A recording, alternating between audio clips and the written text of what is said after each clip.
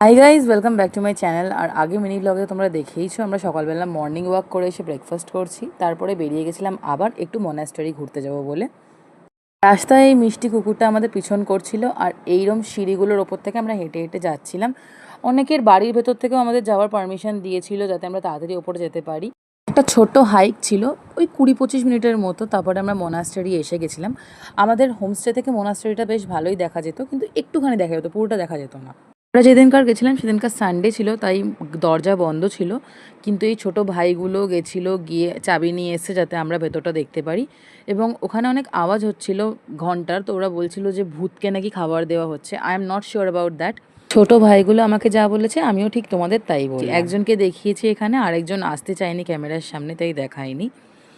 ভেতরটা এত সুন্দর, এত পরিষ্কার ছিল। ওরা অনেক কথা বলছিল, মানে অনেক তথ্য দিচ্ছিল, অত মনে নেই আমার, নয়তো আমি তোমাদেরকে সবই বলতাম। অনেক স্টুডেন্ট থাকে ওখানে যারা পড়াশোনা করে, ওদের ছোট একটা হস্টেলও দেখলাম। সানডে ছিল বলে সবাই খেলা করছিল, ঘুরছিল।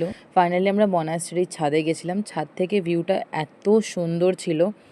সবাই এখানে বসে একটু একটু ফটো ক্লিক করছিল। আমার বোনকে তো তোমরা দেখতেই পারছো।